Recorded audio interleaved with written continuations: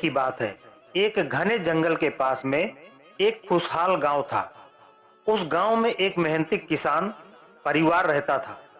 वह किसान सुबह जल्दी उठता और उस जंगल में जाकर सूखी लकड़ियां काटता और बैलगाड़ी पे रखकर पास ही के एक बड़े बाजार में बेचकर आता। यही उसका रोजाना का काम था। फिर एक दिन की बात है। रोज की तरह किसान अपनी बैलगाड़ी लेकर जंगल में गया और सूखी हुई लकड़ियां काटी और गाड़ी में रखकर उन लकड़ियों को बेचने के लिए चल दिया।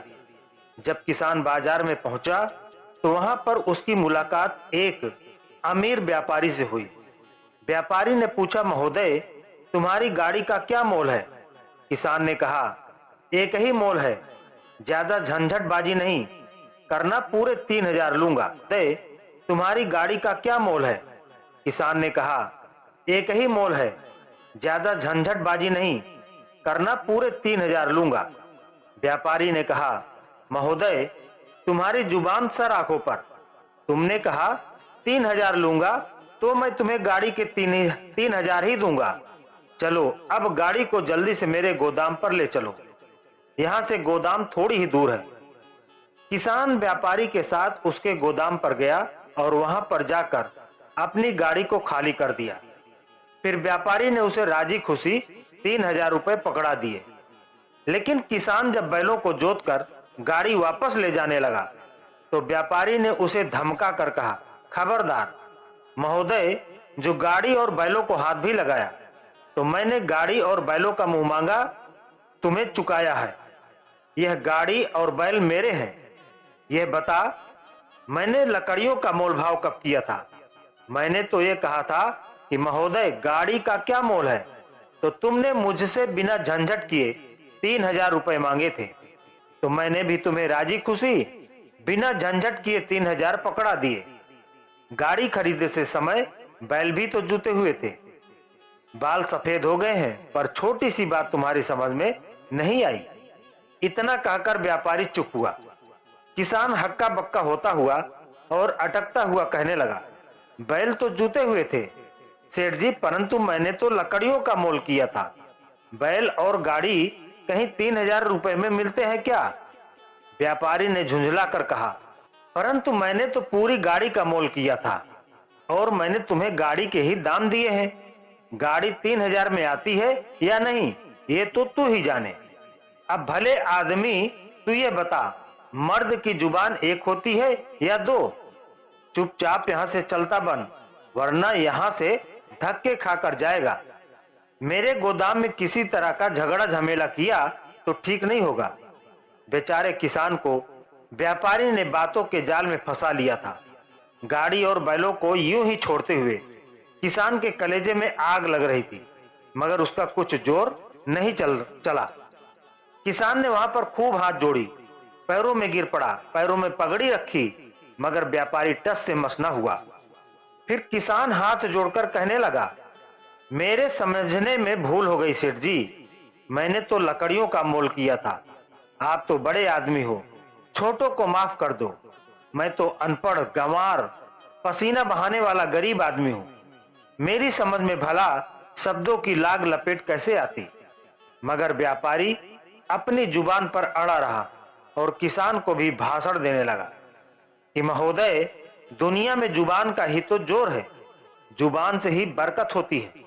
जुबान से जो पलट जाए वो आदमी ही क्या, यह तो गाड़ी और बैल है।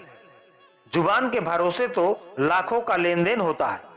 यदि तेरे जैसे पल पल में अपनी जुबान पलटने लगे तो दुनिया का क्या होगा?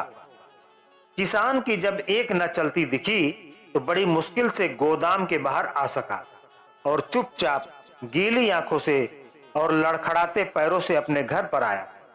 तो उसके बेटों ने पूछा, पिताजी, गाड़ी और बैल कहाँ है? क्या रास्ते में ही गाड़ी खराब हो गई है? किसान की व्यापारी के सामने तो एक न चली, मगर अपने लड़कों पर गुस्सा बरसाते हुए बोला, गाड़ी और बैल तो ठिकाने लग गए। तुमसे कुछ बनता हो तो तुम करो। मुझे तो उस बदमाश व्यापारी ने बोलने भी नहीं दिया। बाजार से घर तक पैर रगड़ते रगड़ते आया हूं। व्यापारी ने जो मेरे साथ किया है, उसी के कारण मेरा कलेजा धू धू करके अंदर ही अंदर जल रहा। फिर किसान ने अपनी एक एक बात अपने बेटों को बताई और कहा, मैंने तो व्यापारी से बहुत मिन्नतें की, हाथ पांव जोड़े, उसके पैरों में पगड़ी तक रख दी, तो भी उसने बार बार एक ही बात कही कि आदमी की जुबान एक होती है। अगर आदमी यूं जुबान बदलने लगे तो दुनिया का सारा धंधा ही चौपट हो जाए। मुझे तो उस चालाक ने बोलने तक नहीं दिया। किसान के बेटों ने सारी बातें सुनी तो उनके तन मन में आग लग गई। किसान के बड़े बेटे ने कहा, चलो पिताजी, मुझे उस व्यापारी के गोदाम पर ले चलो, या तो उसे मारूंगा या खुद मर जाऊंगा। मजाक थोड़ी है, जो रास्ते चलते बैलगाड़ी हथिया ली। सबसे छोटा बेटा कुछ और ही सोच रहा था। उसने कहा, तुम कहीं नहीं जाओगे, मैं अकेला ही उससे निपट लूंगा। तुम चिंता मत करो, कल मुझे एक बैलगाड़ी में लकड़ियां ले जाने दो।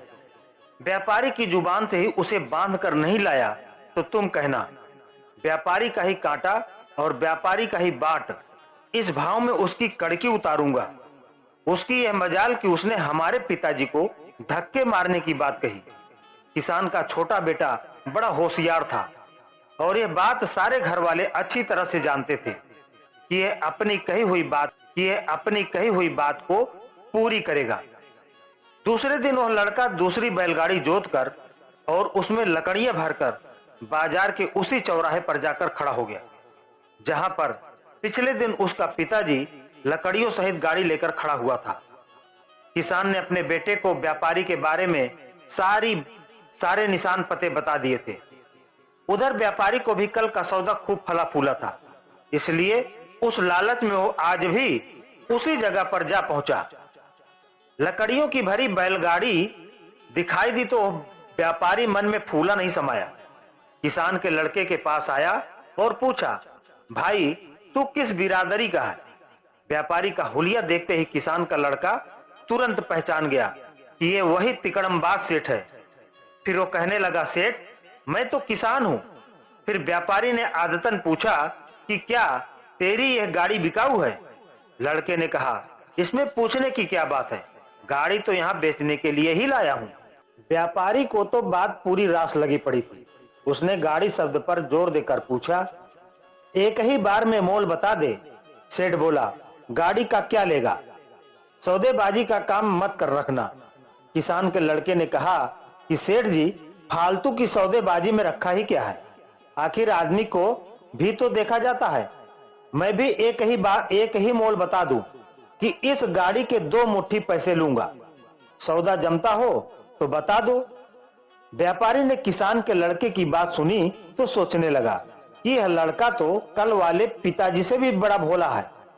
मुट्ठी का क्या है, मुट्ठी में तो 1 पैसा भी बंद करके ले आए और 2 पैसा भी बंद करके ले आए। आज तो बढ़िया गवार फंसा है। फिर भी व्यापारी ने ऊपर से मन के से कहा कि देख भाई, गाड़ी के दाम तो तूने बहुत मांग लिए, पर सवेरे सवेरे भगवान की बेला में कौन झगड़ा करे, मुझे सब मंजूर है। अब चलो मेरे गोदाम, इस गाड़ी के 2 मुट्ठी पैसे तेरे हुए। किसान के लड़के ने मन ही मन खुश होते हुए सोचा कि व्यापारी आज तो खूब फंसा है। जीवन में लकड़ियां खरीदना न भुला दूं तो मैंने भी मां का दूध नहीं पिया। व्यापारी और किसान का लड़का गोदाम पर पहुंचे तो व्यापारी कहने लगा, बोहनी का समय है, पहले तेरे दाम पल्ले बांध ले, फिर गाड़ी खोलना। यह कहते कहते व्यापारी गोदाम के अंदर घुसा और दोनों मुट्ठियां बंद करके ले आया। फिर किसान के लड़के के सामने आकर कहने लगा, ले पहले यह दाम ले ले, खटर पटर बाद में करना। व्यापारी पैसा देने के लिए मुट्ठी खोलने ही वाला था कि किसान के लड़के ने लपक कर उसके हाथ पकड़ लिए और कमर में घुसो ही धारदार कुल्हाड़ी निकाली और बोला, सेठ जी पैसे मुट्ठी से नीचे मत गिराना, ये मुट्ठी में ही रहेंगे।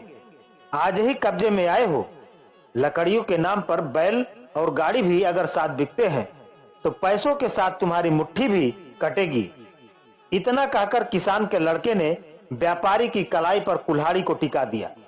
व्यापारी तो सूखे पत्ते की तरह थर थर कांपने लगा और चिल्लाने भी लगा और रोते रोते कहने लगा, छोड़ दे भाई, मैं तेरा गुनहगार हूं, कल वाली बैलगाड़ी भी अपने साथ ले जाना। मुझे क्या काम है बैलगाड़ी से, मैंने तो छोटा सा मजाक किया था। किसान के लड़के ने भी व्यापारी की कलाई मजबूती से पकड़ी हुई थी। उसे मरोड़ता हुआ कहने लगा, कल मेरे पिताजी ने हाथ जोड़े, पैरों में पगड़ी तक रख दी, लेकिन तुम्हारा दिल नहीं पसीजा। अब तुम मर्द होकर भी जुबान कैसे बदलते हो? मर्द की तो एक ही जुबान होती है और जुबान से तो लाखों का धंधा होता है। तुमने 2 मुट्ठी पैसे की जुबान की थी या नहीं? बोलो। अब सेठ ने फिर हाँ करने में ही अपनी भलाई समझी। फिर कहने लगा, जुबान तो की थी, मगर पैसों के साथ कलाई कटने का मुझे ध्यान नहीं था। अब तो तू ही जो कहेगा वही मैं करने को तैयार हूं, बस मेरी कलाई छोड़ दे। किसान का बेटा व्यापारी की नकल करता हुआ कहने लगा, तुम्हें क्यों ध्यान रहेगा? एक कमजोर आदमी की बैलगाड़ी छीनते समय तो तुम्हें पूरा ध्यान था। अगर आज तुम्हें छठी का दूध याद नहीं दिलाया तो मेरी जात पर जूती। इतना कहकर किसान के लड़के ने फिर व्यापारी की कलाई पर कुल्हाड़ी की थोड़ी सी रगड़ मारी। सेठ तो बलि के बकरे की तरह कांपने लगा और कहने लगा, गाड़ी के ऊपर और 5,000 देता हूं, बस मेरी कलाई छोड़ दे। व्यापारी की ऐसी हालत देखकर किसान का लड़का अंदर ही अंदर बड़ा खुश हुआ। फिर किसान का लड़का मस्करी करते हुए कहने लगा, किस ताकत के जोर पर बेचारे भोले भाले गांव वाले से दगा करते हो? चलो अब मेरे पैरों में पगड़ी रखकर 7 बार नाक रगड़ो। व्यापारी ने सोचा, अगर हाथ सलामत बच जाए तो पैरों में पगड़ी रखने से क्या बिगड़ेगा। व्यापारी ने झट पगड़ी किसान के लड़के के पैरों में रख दी और लगा नाक रगड़ने। फिर किसान का लड़का कहने लगा, अब चुपचाप 5,000 ला कर दो और कल वाली बैलगाड़ी भी मेरे हवाले कर दो, और अगर थोड़ी सी भी चालाकी की तो भीख मांगने के लायक भी नहीं छोड़ूंगा। व्यापारी के तो मुंह में जैसे गुड़ की डली रख दी हो, वह कुछ नहीं बोला। चुपचाप बैलगाड़ी और 5,000 रुपए गिनकर खुद ही किसान के लड़के की जेब में डाल दिए। किसान का लड़का तो हंसता हुआ अपने गांव की तरफ निकल गया, मगर व्यापारी की समझ में आ गया कि उसका भी कोई गुरु हो सकता है। तो दोस्तों, आपको हमारी आज की कहानी कैसी लगी? एक प्यारा सा कमेंट जरूर करें। अगर कहानी पसंद आई हो तो वीडियो को लाइक करके हाइप करें और ज्यादा से ज्यादा शेयर करें। चैनल को सब्सक्राइब जरूर कर लें। मिलते हैं अगले कहानी में, तब तक के लिए अपना ख्याल रखिए। आपका बहुत बहुत धन्यवाद।